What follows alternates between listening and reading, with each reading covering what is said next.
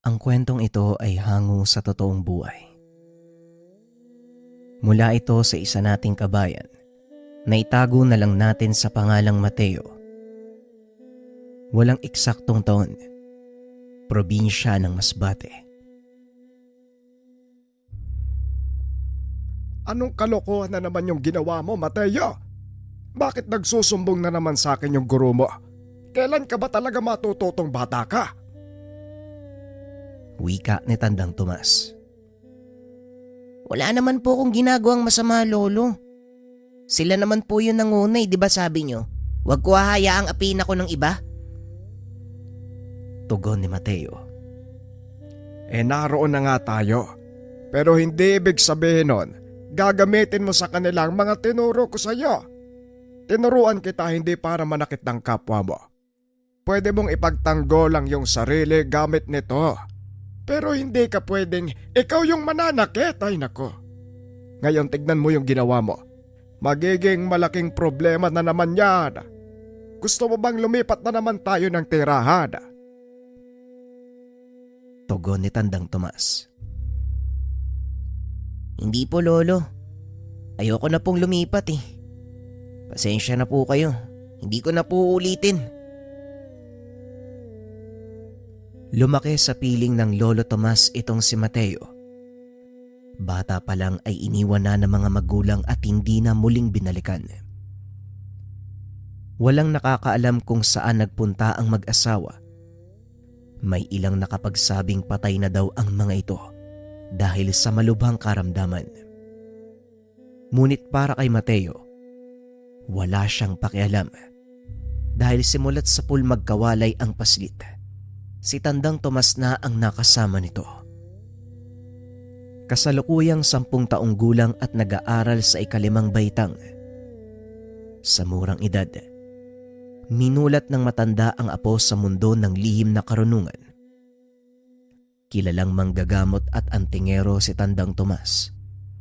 Marami ang natatakot dito dahil sa taglay niyang husay sa Tigalpo. Ngunit ginagalang din ng mga kababaryo dahil sa taglay na husay sa panggagamot.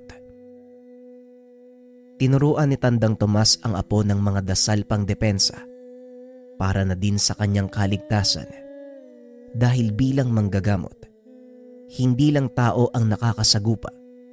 Sa tuwing mangyayari ito maging si Mateo ay nadadamay. Aatras tayo ng ilang taon. Sanggol pa lang si Mateo.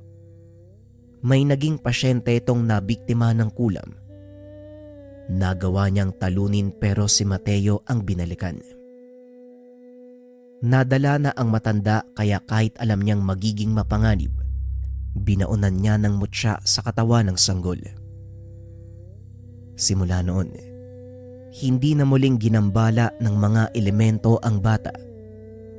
Nang magkaedad, sinimula ni Tandang Tomas ang pagtuturo. Kinakitaan naman ito ng interes ang paslit. Mabilis natuto, kaya ipinagpatuloy niya ito hanggang sa kasalukuyan. Tandaan mo palagi, Mateo. Ang mga itinuturo ko sa iyo ay hindi para manakit, ha. Gamitin mo ito para makatulong sa iba. Kahit ilang beses ko pang ulitin sa iyo ang mga bagay na ito gagawin ko. Para wag mong kalimutan ang totoong dahilan kung bakit kita ipinasok sa mundong ito. Wika ni Tandang Tomas. Opo, Lolo, pangako po yan. Hindi ko na po ulitin yung ginawa ko. Napilitan lang naman akong lumaban eh. Sumusobra na sila. Ayoko naman sanang gawin yan kaso Hindi na naituloy ng paslit ang sasabihin. May dumating na tao, kasama ang kapitan ng kanilang baryo. Kagad tumayo si Tandang Tomas para harapin ang mga ito. Magandang hapon po sa inyo, Tandang Tomas. Mangyari nakatanggap ako ng reklamo galing sa mga magulang nito. Ang sabi nila, ipinabarang daw ng apo nyo ang kanilang anak. Totoo po ba yun, Tandang Tomas? Tanong ng kapitan. Ay kapitan naman, kung totoo ang sinasabi nila, sa tingin mo, bakit buhay pa ang mga batang yan? Tanong ni Tandang Tomas. Sabihin niyo nga sa akin ang totoong dahilan kung bakit nagkaganyan ang mga anak niyo. Wika ng kapitan. Hindi nakapagsalita ang mga magulang ng kabataan dahil alam nilang kasalanan ng mga anak ang nangyari. Hindi na mahalaga kung kaninong kasalanan. Ang punto ng pagpunta namin dito, ang pambabarang nyo sa mga anak namin. Napatingin si Tandang Tomas sa lalaki at nagsalita. Hoy, naririnig mo ba yung sarili mo? Bakit hindi mahalaga kung kaninong kasalanan? Parang sinasabi mo sa akin na pabayaan na lang na apihin ang apo ko. Pasensya na pero hindi ko hahayaang mangyari ang ganon. Kung may nangyari mang masama sa mga anak nyo, sila din ang dapat sisihin. Huwag na huwag yung isisisi sa iba ang kakulangan nyo sa pagdidisiplina. Wika ni Tandang Tomas. Kagad namang sinabihan ng kapitan ang mga magulang na umalis na lamang. Tandang Tomas, pagpasensyaan niyo na ho yung mga yun ha. Hayaan niyo, pagsasabihan ko din sila. Wika ng kapitan. Hindi, Kapitan. Dalhin mo sila sa akin at gagamutin ko ang mga anak nila. Aminado kong nagkulang din ako sa pagdidisiplina kay Mateo, kaya pananagutan ko ang anumang gusot na ginawa ng apo ko. Wika ni Tandang Tomas. Kagad namang bumalik ang mga magulang. Matapos gamutin ni Tandang Tomas ang mga bata, humingi ito ng paumanhin. Napagtanto ni Mateo ang ibig sabihin ng matanda. Kusa itong humingi ng paumanhin sa mga magulang ng kanyang kaklase. Pasensya na po kayo kung nasaktan ko po yung mga anak nyo. Hindi ko dapat ginawa yun eh. Wika ni Mateo. Nagulat si Tandang Tomas sa inasal ng paslit. Sa kabila ng katotohanang wala siyang kasalanan sa mga nangyari, nagpakumbaba ito at humingi pa ng kapatawaran. Matapos ang pag-uusap, nagpaalam na ang mga panauhin. Kinausap naman ng matanda ang apo. Pinahanga mo ako sa ginawa mo ha. Hindi ba wala namang masama kung magpapakumbaba ka?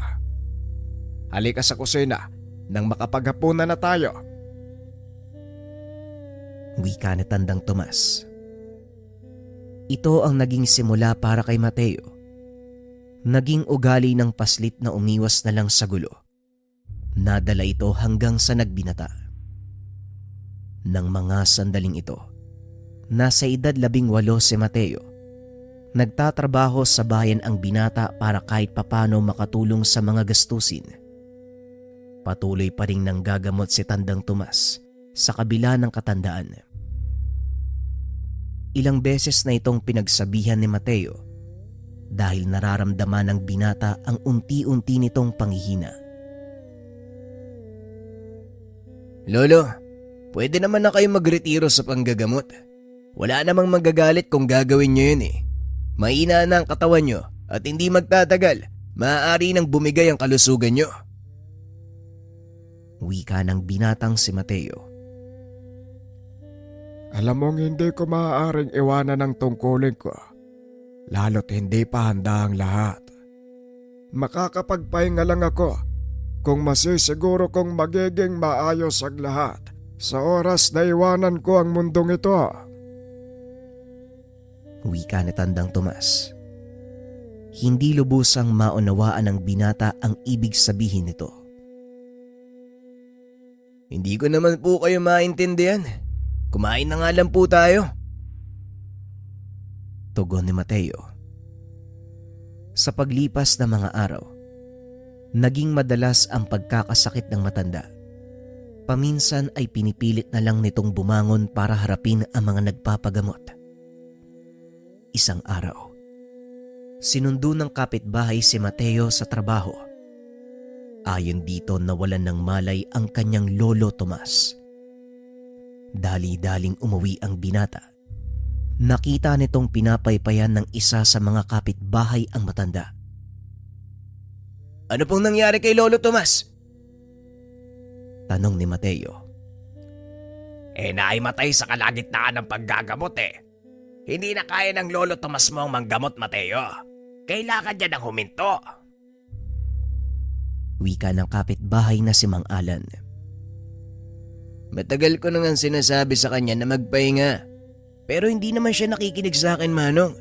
Hindi ko na nga po alam ang gagawin ko Tugon ni Mateo. Kailangan ni Lolo Tomas ng isang taong sasalo ng kanyang mga gawain. Walang ibang pwedeng gumawa nun kung hindi ikaw lang. Yun lang ang paraan na nakikita ko, Mateo. Hindi naman sa nakikialam ako, pero pag-isipan mong mabuti ang mga sinasabi ko. Muling wika ni Mang Alan.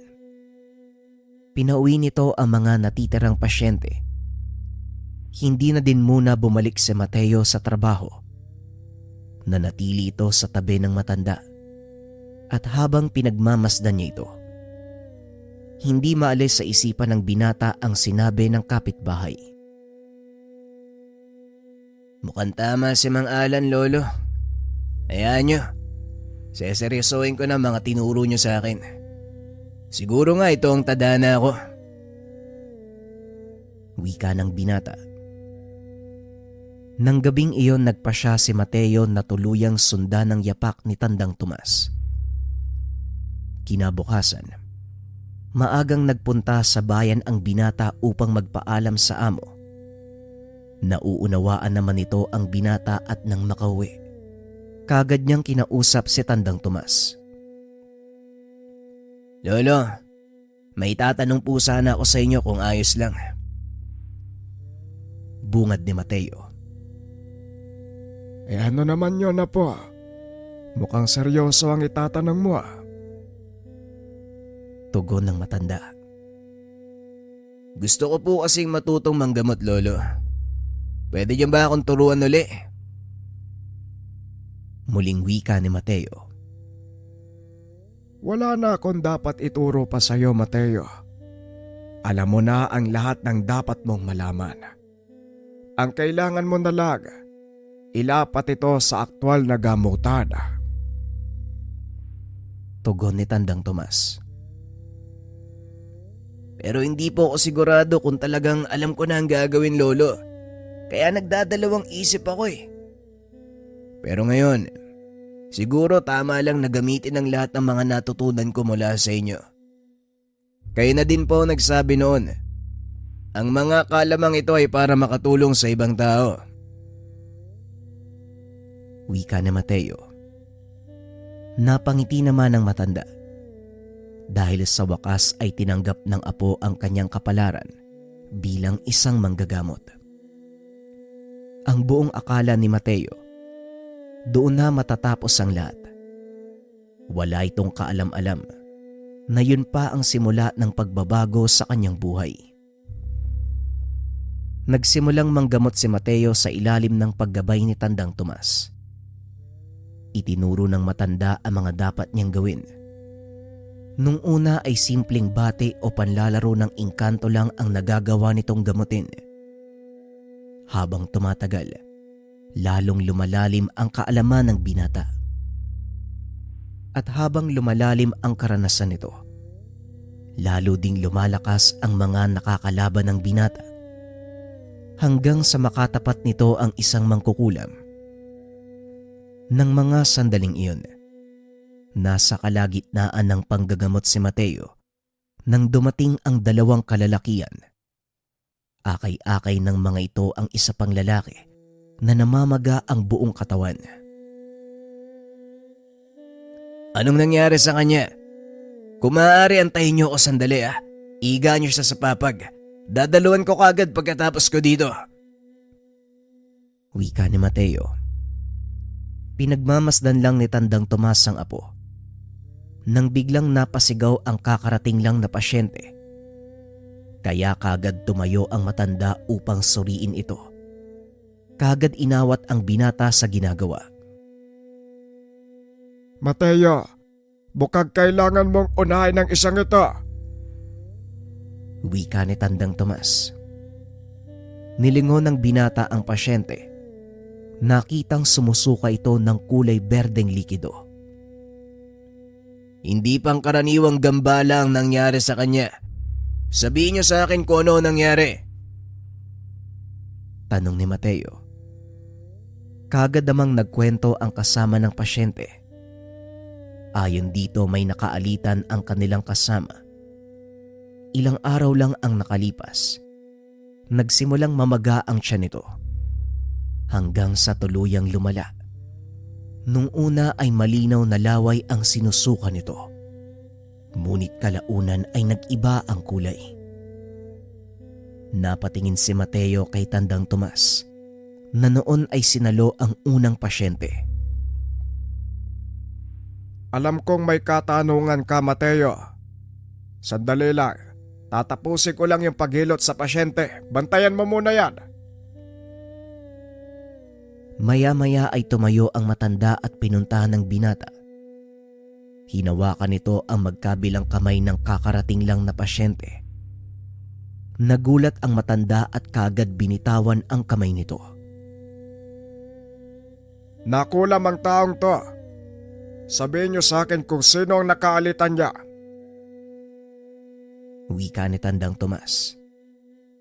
Hindi naman sigurado ang mga kasama ng pasyente dahil noon lang din nila ito nakita. Hindi po namin kilala yung taong yun eh. Noon lang din namin siya nakita sa lugar natin, Manong. Wika ng lalaki. Posibleng ang taong yon ang nagbigay ng sakit sa kasama niyo.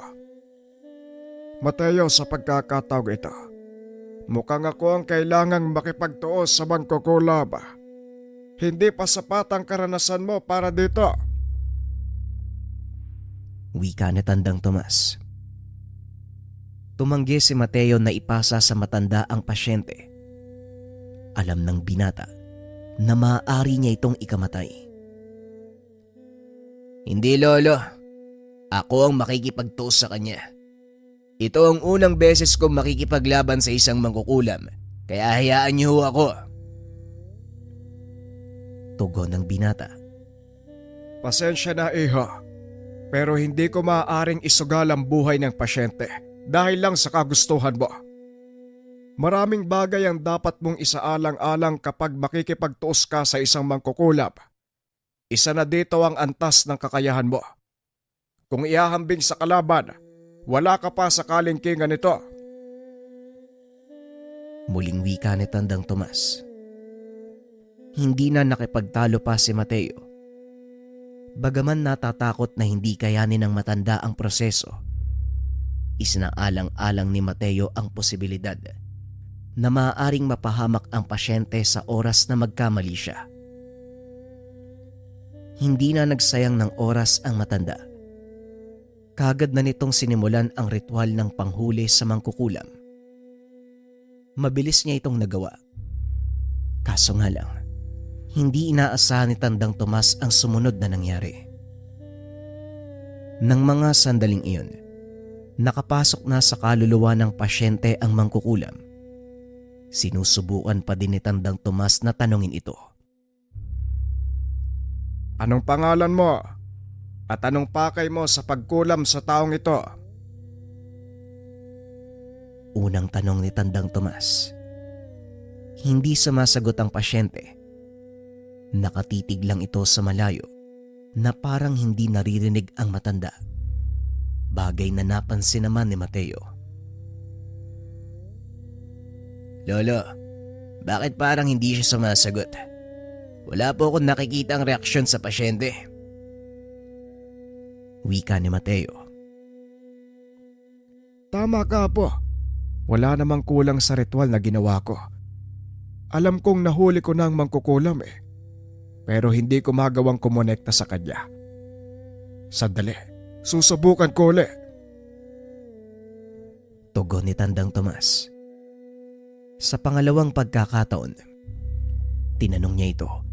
Kaso nga lang ganun pa rin ang nangyari. Wala pa ring nakuhang kasagutan ang matanda. hanggang sa naisipan nitong gamitan ng dasal pang parusa na siyang pinakamalaking pagkakamali ng matanda. Matapos niyang mag-usal, biglang nangisay ang katawan ng pasyente at sumuka ng dugo. Nanlaki ang mga mata ni Mateo. Kaagad napatayo sa kinaupuan habang bumubulwak ang dugo sa bunganga at ilong ng pasyente. Wala itong tigil sa pagtawa. Lo, ano pong nangyayari? Mukhang naisana ko na mangkukulam. Ginamit niya laban sa akin ang dasal na inusal ko. Pero hindi ako naapektuhan kung hindi ang pasyente ko. Naloko na. Kailangan ko siyang pakawalan bago pa mahuli ang lahat. Wika ni Tandang Tomas. Nag-usal ito ng dasal para kalasin ang paggapos na inilagay. Ngunit sa kasamaang palad, huli na. Dahil matapos nitong pakawalan ang mangkukulam, binawian din ng buhay ang pasyente. Ipagpaumanhin niyo. Pero wala na ako magagawa. Masyado nang malala ang kalagayan ng kasama niyo. At kahit ano pang gawin kong paggamot sa kanya, o kahit mapatay ko pa ang mangkukulam, wala na itong pag-asang mabuhay. Pagpapaliwanag ni Tandang Tomas, bagay na naunawaan naman ng mga kasama ng pasyente. Ang sabi nila, hindi nila lubusang kilala ang taong iyon. Kasama lang din ito sa trabaho. Nagkataon lang din na sila ang kasama nito sa tinutuluyan, kaya wala silang magawa kung hindi dalhin ang lalaki kay Tandang Tomas. Ngunit kahit nagkaunawaan ang dalawang panig, may mga taong nanonood na mali ang pagkakaintindi. Sa paningin nila, pinatay ng matanda ang pasyente. Matapos ang nangyaring gamutan, kaagad nitong hinarap ang ilan pang nakapila. Kaso nga lang laking gulat ng matanda. Isa-isang nagsipag-alisan ang mga ito. Sinasabi ko na nga bang mangyayari ito eh. Mali ang pagkakaunawa ng mga tao sa nangyari, Mateo, at wala na tayong magagawa doon. Asahan mong may mga taong uusig sa atin. Pero palagi mong tandaan, Mateo, ikaw lang ang higit na nakakaalam ng buong pangyayari. Kaya wag na wag mong ibababa ang level ng pag-iisip mo sa kanila. Ikaw ang umunawa. Wika ni Tandang Tomas. Hindi nga ito nagkamali dahil ng mga sumunod na araw. Walang dumating ni isa sa mga pasyenteng inaasahan ng matanda. Mukhang ito na nga ang sinasabi niyo, Lolo. Wala ni isa sa mga pasyente kahapon ang bumalik dito. Wika ni Mateo.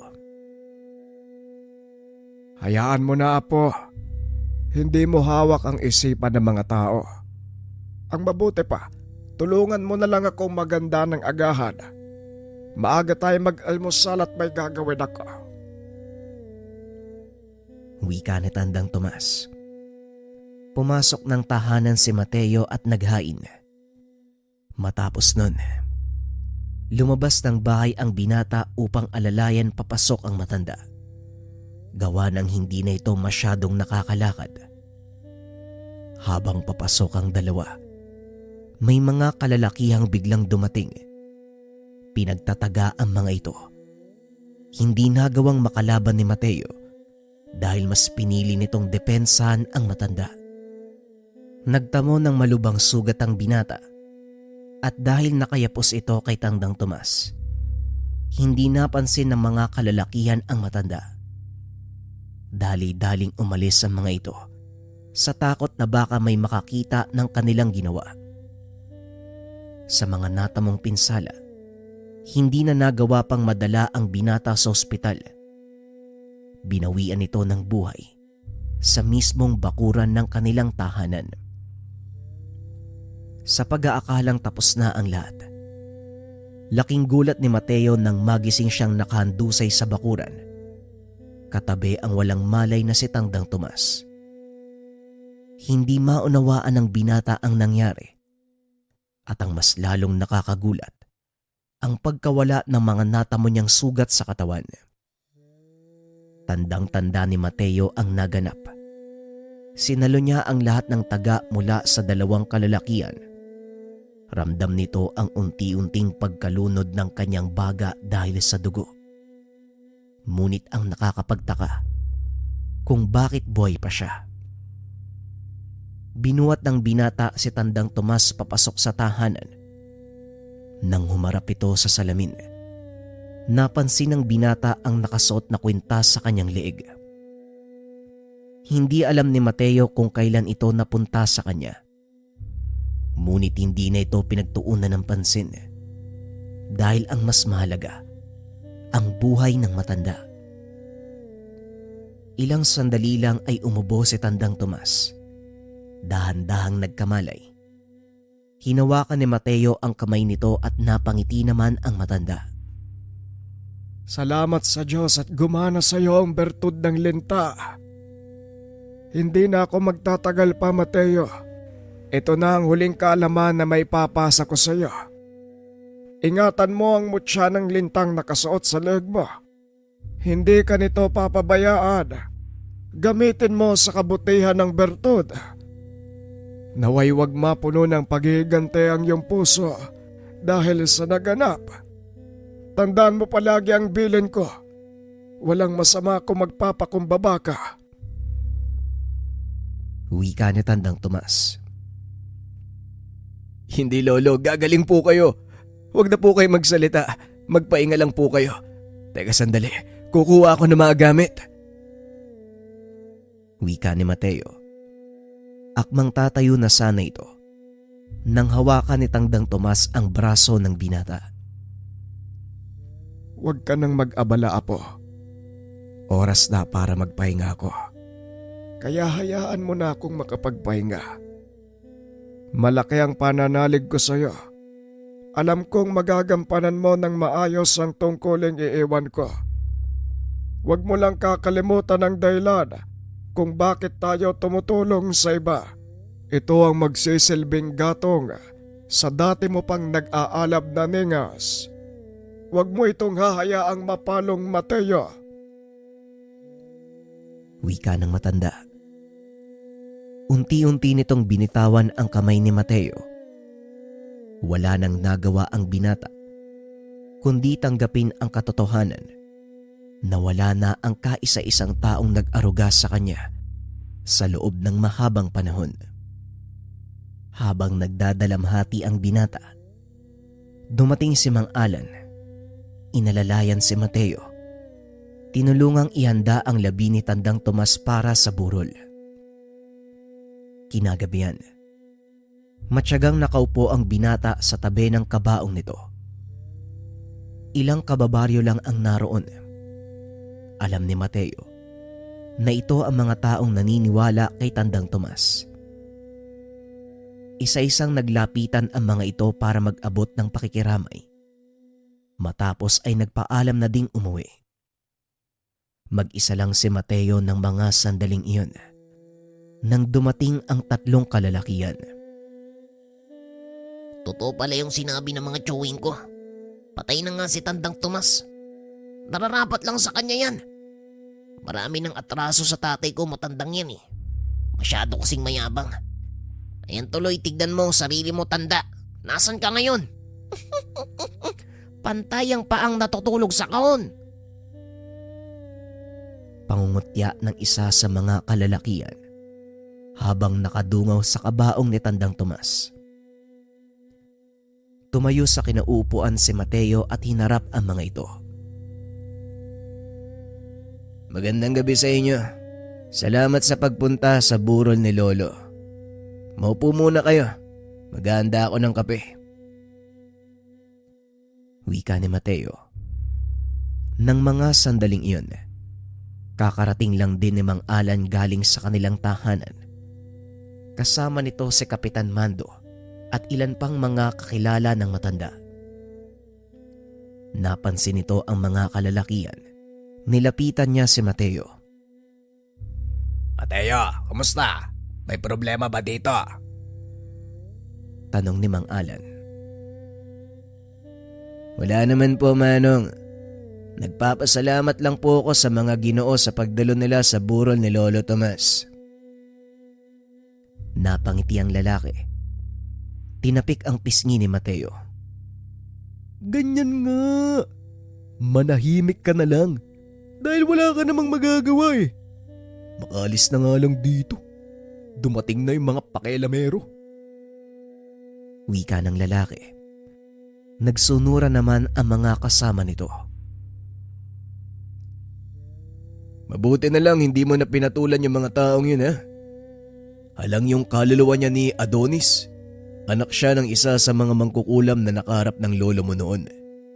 Malaki ang galit niya kay Tandang Tomas. Pero hindi nila magawang gumanti dahil alam nilang wala silang magagawa sa matanda. Si Tandang Tomas ang pinakamalakas na manggagamot dito sa atin. Walang maaaring tumapat sa kausayan niya. Pero ngayong wala nang matanda, natatakot ako na baka maglipanan na naman ang mga masasamang elemento sa lugar. Wika ni Kapitan Mando. Yan nga din po ang inaalala ko, Kapitan. Hindi ko alam kung anong gagawin ko eh. Pero papanatiliin ko ang kapayapaang pinangalagaan ni Lolo sa maabang panahon. Wika ni Mateo. Huwag kang mag-alala, Mateo. Handa kaming tumulong sa'yo sa abot ng makakaya namin. Wika ni Mang Alan. Nakahanda din akong tumulong. Kahit papano, may mga tao pa ding naniniwala sa kabutihan ng Lolo Tomas mo. Isa na ako doon, kaya wala kang dapat ipag-alala. Wika ni Kapitan Mando. Isa ito sa mga naging mag-aaral ng matanda. Maraming salamat, Kapitan. Salamat din sa inyong lahat. Kahit papano, napanatag ang kalooban ko. Wika ni Mateo. Ngunit sa kabila ng lahat, hindi pa rin maiwasan ng binata ang mangamba. Lalo pat may nakaambang panganib sa katauhan ni Adonis at ng kanyang mga kasama. 5 araw lang na binurol ang matanda. Dahil wala din naman silang inaantay na dumating. Matapos ang malungkot na kaganapan, pinili ng binatang bumalik sa normal na buhay. Laging bukas ang tahanan nito para sa mga taong nais magpagamot. Sa tulong nga ni Kapitan Mando, muling nanumbalik ang tiwala ng mga taga-baryo sa binata. Muling dumami ang nagpapagamot kay Mateo. Hanggang sa makarating ito sa panig ni Adonis, bagay na labis nitong kinagalit. Isang gabi, habang nag-aayos ng kagamitan sa panggagamot, dumating ang mga ito. Sinira ang upuang kawayan na ginawa para sa mga panauwing magpapagamot. Nang marinig ng binata ang mga kalabog sa labas ng tahanan, dali-dali itong lumabas at nanlaki ang mga mata. Nang makita ang pangkat ni Adonis, nanatiling kalmado ang binata at sinubukang makipag-usap sa mga ito. Magandang gabi. Anong maitutulong ko sa inyo? Tanong ng binata. Paring Adonis, nagtatanong yung albularyo. Ano daw ang maitutulong niya sa'yo? Wika ng kasama ni Adonis, si Douglas. Alam mo, masaya na ako dahil patay na ang matandang yun eh. Magagawa ko na ang gusto ko. Pero ito ka na naman. Talagang ikaw pa ang pumalit sa kanya. Hindi ka ba nadadala sa mga nangyari? O baka gusto mong sundan ang matanda sa hukay? Wika ni Adonis. Pasensya na.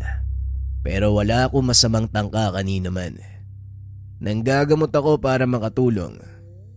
Ngayon kung hindi naman kayo magpapagamot, maaari na kayong umalis. Malalim na ang gabi at kailangan ko na magpahinga. Wika ni Mateo, na lalo namang nagpainit ng ulo ni Adonis. Aba, wala ka palang pinagkaiba sa matandang yun ah. Mayabang ka din at napaka-arogante. Wika ni Adonis sabay lakad papunta sa kinakatayuan ni Mateo. Hindi naman natinag sa kinakatayuan ng binata na natiling nakatitig sa mata ni Adonis. Babalaan kita sa una at huling pagkakataon. Isang beses pa na gumawa ka ng katiwalian. Hindi ko na maipapangakong papalampasin pa kita. Wika ni Mateo. Tumawa ng malakas ang mga kasamahan ni Adonis na tila kinukutya pa ang sinabi ng binata. Walang ano-ano ay bigla nitong sinuntok ang binata. Yan ang pinakamalaking pagkakamali mo. Binalaan kita, Adonis. Wala akong balak na saktan ka. Pero ikaw mismo nagdala nito sa sarili mo. Ngayon humayo kayo hanggat kaya ko pang magpigil. Wika ni Mateo. Hindi nakinig ang grupo ni Adonis. Itinuloy ang pagwasak sa lugar. Maging ang munting altar ng binata sa labas ng tahanan, pinagdiskitahan ng mga ito. Naglakad papasok ng tahanan si Mateo. Ngunit bago ito tuluyang makapasok sa pintuan, muli nitong nilingon ng pangkat at nagsalita. Huwag niyo sabihin na hindi ko kayo binalaan. Matapos niya itong sabihin, biglang natigilan ang grupo. Isa-isang sinapo ang ulo. Napaluhod ang mga ito maliban kay Adonis at isa pa nitong kasama. Anong ginawa mo sa kanila? Demonyo ka! Tanong ni Adonis, na noon ay nagsusuot na ng kanyang mga medalyon. Nagsimulang mag-usal ng mga dasal. Wala na ring magagawa ang pag-uusal mo ng mga dasal. Baka nakakalimutan mong nandito ka sa loob ng teritoryo ko. Sinagad niyo ang pasensya ko. Maging ang altar ng Panginoon, hindi niyo ginalang. Wika ni Mateo. Nanatili lang itong nakatayo sa atangan ng bahay habang pinagmamasdang namimilipit ang mga kasama ni Adonis. Akmang tatakbo na sana ang kaibigan nito nang bigla na lang natumba. Nilapitan ni Adonis ang lalaki. Sinubukang gisingin, kaso nga lang nang makita niya ang buong itsura. Nang laki ang kanya mga mata dahil parang sinipsipan ng dugo ang kaibigan. Walang iya ka. Anong ginawa mo kay Douglas? Pagbabayaran mo to! Wika ni Adonis. Kagad itong tumayo. Sinubukang magbato ng tigalpo, ngunit hindi ito umubra. Makailang beses niya itong inulit hanggang sa mapansin nito na unti-unti siyang nanghihina. Ayan mong ipaliwanag ko sa iyo ang nangyayari. Ang nararanasan mo ngayon, epekto ng taglay kong bertud. Nasa dome ka ng mutya ng linta at sa bawat mapaminsalang ataking ibabato mo ay siya ding enerhiyang mababawa sa iyo. Pagpapaliwanag ni Mateo. Napagtanto ni Adonis. Nararanasan nito ang bisa ng bertud ng linta. Kaunting kaalaman.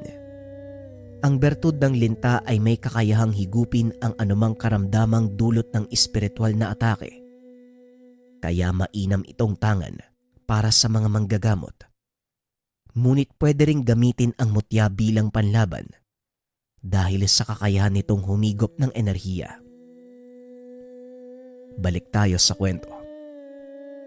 Pinagmamasdan ni Mateo si Adonis habang unti-unting napapadapa sa lupa. Hindi na nito magawang iangat ang katawan.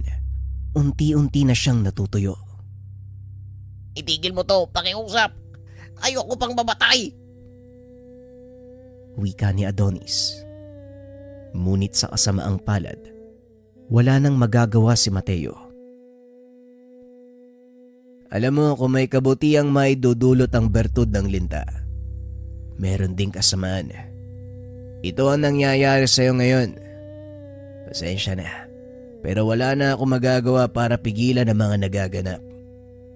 Unti-unting mauubos ang lakas mo hanggang sa tuluyan kang mamatay. Binalaan na kita pero hindi ka nakinig. Wika ni Mateo. Ilang sandali pa ay tuluyan ng binawian ng buhay ang mga kalalakian. Naupo ang binata sa atangan ng bahay habang pinagmamasdan ang mga katawang walang buhay. Napagtanto nito ang dahilan kung bakit kinakatakutan ng mga tao si Tandang Tomas noong nabubuhay pa. Kinabukasan, maagang nagpunta si Mateo sa tahanan ni Kapitan Mando. Binalita nito ang nangyari. Kumilos kagad ang kapitan.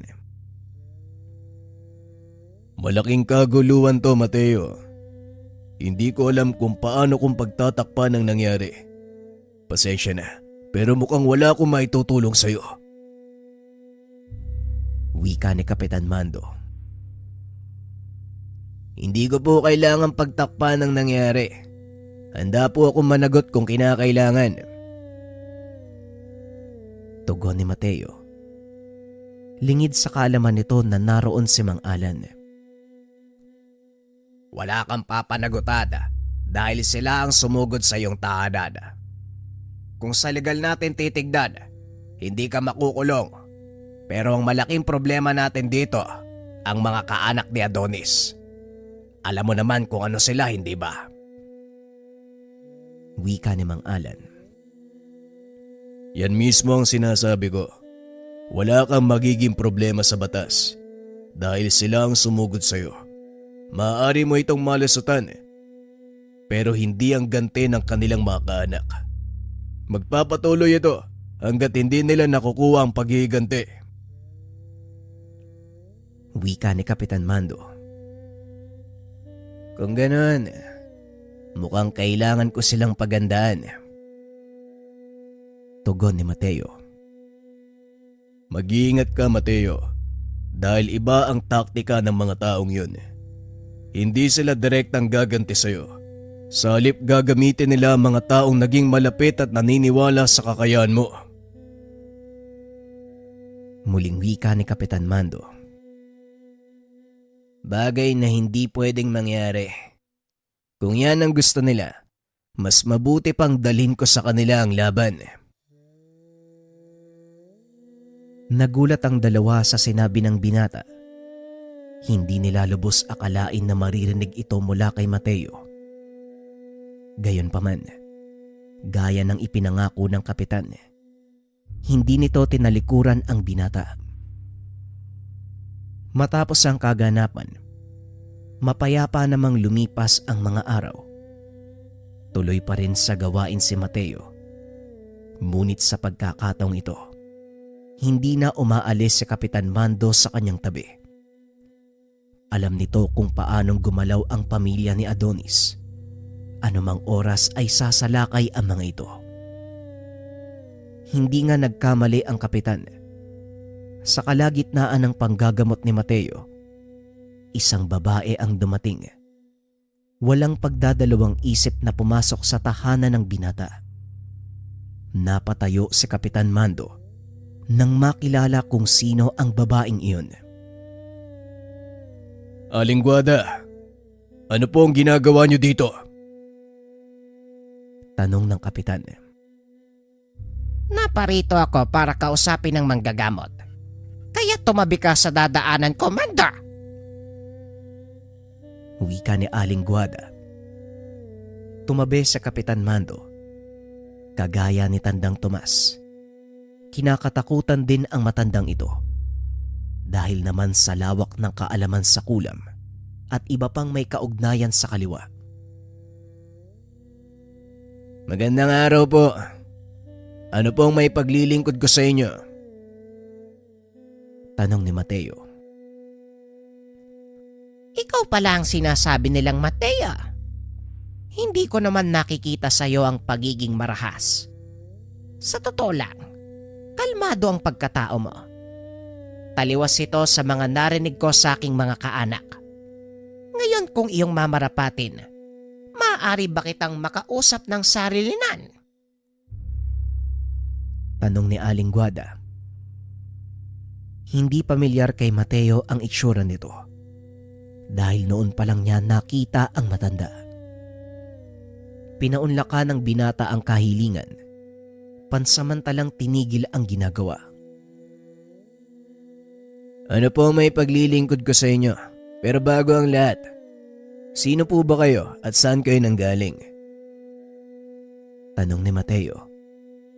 Kaagad nagpakilala ang matanda. Ako si Guada, ang nanay ni Adonis, ang taong pinatay mo. Pero maniwala ka o hindi, walang intensyong masama ang pagpunta ko. Kaya maaari mo nang ibaba ang depensa mo. Tugon ni Aling Guada. Pasensya na ho kayo pero hindi ako ang may hawak ng depensa sa akin, Dome. Kusa itong inilalabas ng tangan kong bertud. Huwag kayong mag-alala dahil kung talagang wala kayong masamang intensyon, walang mangyayaring masama sa inyo. Wika ni Mateo. Kagaya ng sinabi ko, naparito ako para makipag-usap.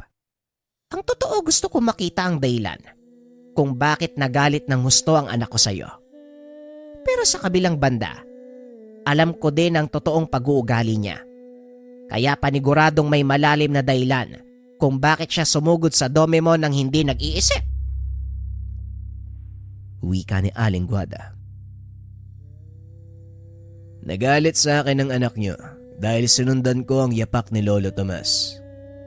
Ako ang humalili sa kanya bilang manggagamot. Hindi ito nagustuhan ni Adonis dahil alam niyang may sasawatan na sa kanyang mga binabalak. Ito lang ang nakikita kong dahilan at wala nang iba. Pagpapaliwanag ni Mateo. Sinasabi ko na nga ba? Kaya hindi ako basta nagpakampante sa mga narinig ko. Bueno, humingi ako ng paumanhin sa mga nangyari. Hindi mo ako kalaban, Mateo. Iginagalang ko ang iyong lolo. Ngunit hindi ko maipapangako na mapipigilan ko ang ilan sa aking mga kaanak. Lalo na ang nakakatanda kong kapatid na si Protasio. Mauuna na ako. Hindi dapat malaman ng mga kaanak ko ang pag-uusap natin. Wika ni Aling Guada. Kaagad itong umalis. Muling itinuloy ni Mateo ang gamutan. Matapos ang mahabang araw ay kinausap nito ang kapitan tungkol sa naging pagharap nila ni Aling Guada. Hindi na ako magugulat. Mabuting tao ang ina ni Adonis. Siya lang sa kanilang angka na may malawak na pag-unawa. Siya ang tanging mangkukulam na nakasundo ng lolo mo. Tama ang sinabi niya. Si Protasio ang dapat mong pagandaan. Dahil kung halang ang kaluluwa ni Adonis, triple ang ugali ng tiyuhin niya. Pagpapaliwanag ng kapitan. Hindi nga nagtagal ay nagkatotoo ang sinabi ni Aling Guada. Mabuti na lang ng araw na yon. Wala gaanong pasyente si Mateo. Kasalukuyan itong naglilinis ng bakuran nang biglang nakaramdam ng kakaibang kilabot. Napahinto sa ginagawa ang binata. Pinakiramdaman ng mabuti ang paligid. Hindi kalayuan sa kanyang kinakatayuan. Napansin ni Mateo ang matandang lalaking may hawak na tungkod. Mahaba ang buhok nito. Nakatirintas ang balbas at may suot na salakot na gawa sa buli. Naglakad ito palapit sa kanya. Ramdam ni Mateo ang napakalakas na presensya. Huminto ang matanda sa mismong tapat ng pasukan ng bakuran ng binata na tila alam nito ang hangganan ng dome ni Mateo. Magandang umaga ho. Anong may paglilingkod ko sa inyo? Tanong ni Mateo. Napangiti ang matanda. Nagtanggal ng salakot at nagpakilala. Magandang umaga. Ako pala si Protasio. Sa pagkakatanda ko, Ito ang tahanan ni Tomas. Tama ba o mali? Tugon ng matanda. Nanlaki ang mga mata ni Mateo nang malamang si Protasio ang karap. Ito nga po ang tahanan ni Lolo Tomas. Pero ikinalulungkot kong sabihin, wala nang hinahanap nyo. Matagal na siyang patay. Wika ni Mateo. Hindi naman siya ang hinahanap ko, kundi ang binatang nagngangalang Mateo. Tugon ni Protasio. Ako po ang taong yun. Maaari ko bang malaman kung anong pakay nyo? Muling ngumiti ang matanda. Bagyang umatras. Naramdaman nito ang bagyang pagtaas ng enerhiya ng binata. Balita ko, ikaw ang nakapatay sa pamangkin kong si Adonis. Alam mo, hindi basta-basta mapapahamak ang pamangkin ko dahil sa lakas ng mga gamit na ibinigay ko sa kanya. Kaya naisip ko siguro mas malakas ang nakalaban niya. Pero mukhang mali yata ako. Wika ni Protasio. Napangiti si Mateo sa sinabi ng matanda. Siguro nga ho, nagkamali kayo ng punta. Tama kayo, ako nga si Mateo. Ang taong pumatay sa tampalasan mong pamangkin. Ngayon, kung pakay mong magigante sa akin, hindi kita pipigilan. Pero binabalaan kita, tanda. Sa oras na galawin mo ang mga taong malapit sa akin, hindi ako mangangakong mabubuhay ka ba? Wika ni Mateo. Bagay na nakapagpawala ng kalmadong postura ng binata. Napaka-arogante mo. Sino ka ba sa tingin mo? Huwag kang magmalaki sa akin dahil wala ka pa sa kalingkingan ko. Tugon ni Protasio.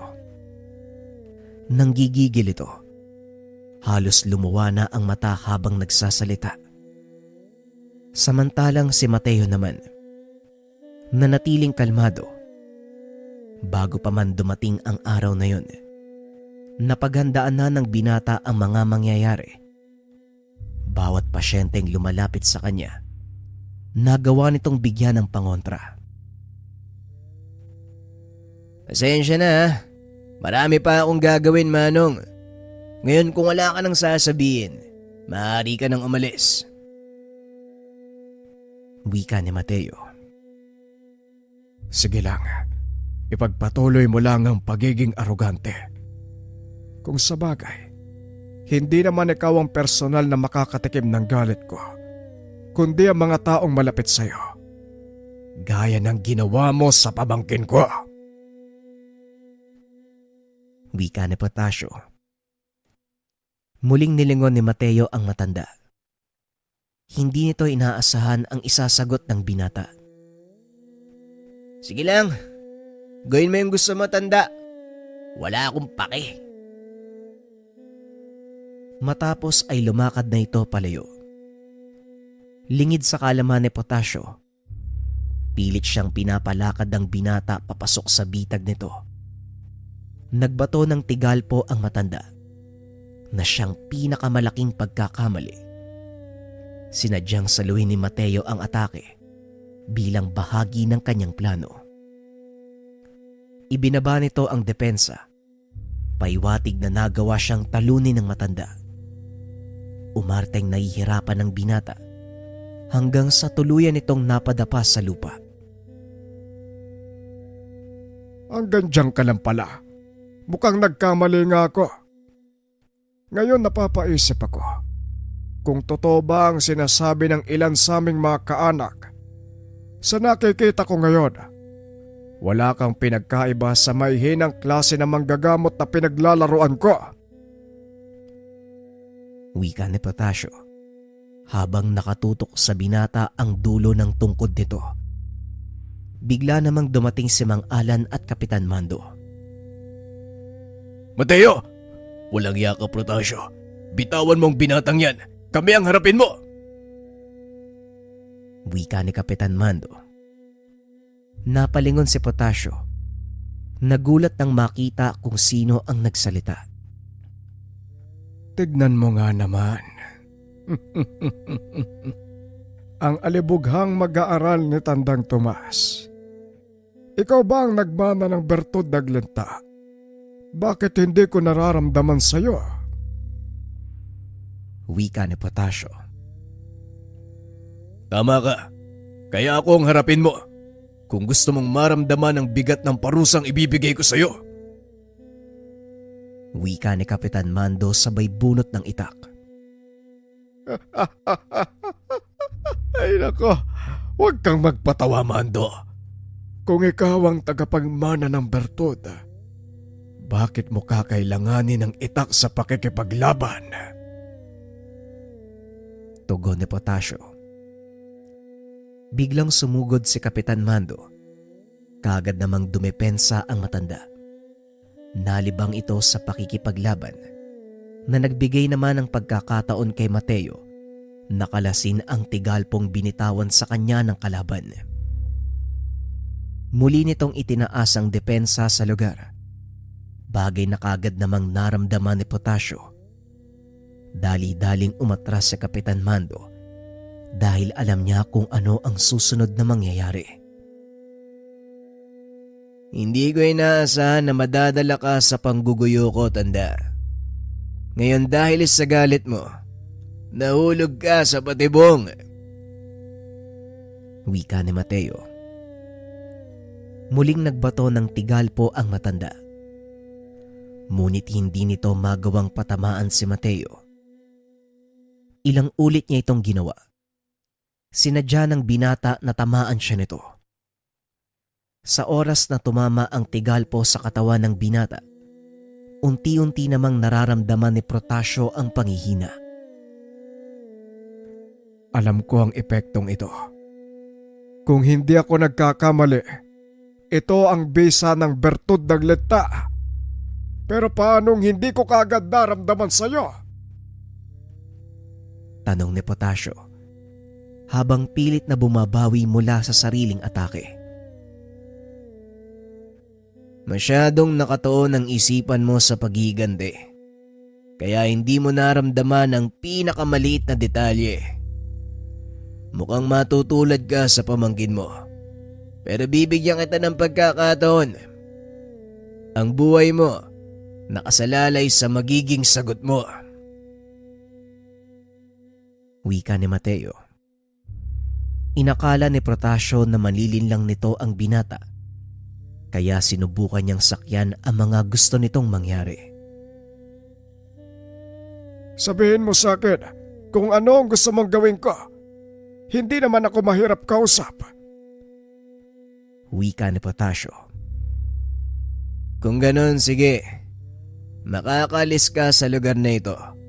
Kung tuluyan mong kakalimutan ang pangyayari at hindi na muling manggugulo pa. Wika ni Mateo. Napangiti si Potasio at tumugon. Yun lang naman pala eh. O sige, alang-alang sa sariling buhay ko tutupad ako. Masyado na ako matanda para sa ganito. Tugon ni Potasio. Habang nakangisi ng nakakaloko. Alam ni Mateo na nagsisinungaling ang matanda. Sige na, makakaalis ka na. Tumayo ang matanda at naglakad. Kaso lang ilang hakbang pa lang, bigla na itong bumagsak. Napasigaw sa sobrang sakit habang namimilipit. Pasensya na, tanda. Pero hindi ko hahayaang mabuhay ang mga kagaya mong halangang kaluluwa. Gusto lang kitang paglaruan. Kaya pinatagal ko ng kaunti. Ganyan ka lang ang kaluluwa nyo. Kaya mabuti lang na gawin din sa inyo yung ginagawa nyo.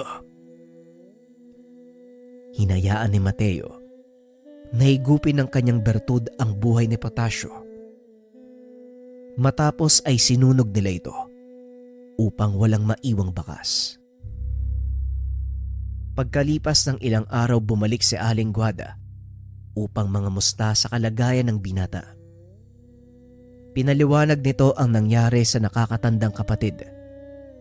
Laking gulat ni Mateo dahil nagpasalamat sa kanya si Aling Guada. Ayon dito, malaking tinik sa lalamunan at kahihiyan ng angkan nila si Protasio. Kaya nakahinga ng maluwag ang lahat nang malamang patay na ito. Simula ng araw na yun, wala nang nangaspang manggulo sa lugar. Natupad ng binata ang pangako kay Tandang Tomas na panatiliin ang kapayapaan sa baryo. Nagpatuloy sa panggagamot ang binata. Malaki ang pasasalamat sa tulong na ibinigay ni Aling Guada. Mas lalo nitong pinagtibay ang bisa ng tangang mutya ni Mateo. Sa paglipas ng mga taon, nanatiling buhay ang adhikain ni Mateo. Pinasa niya sa naging anak ang kaalaman. Buong puso naman itong tinanggap ang mutya ng linta.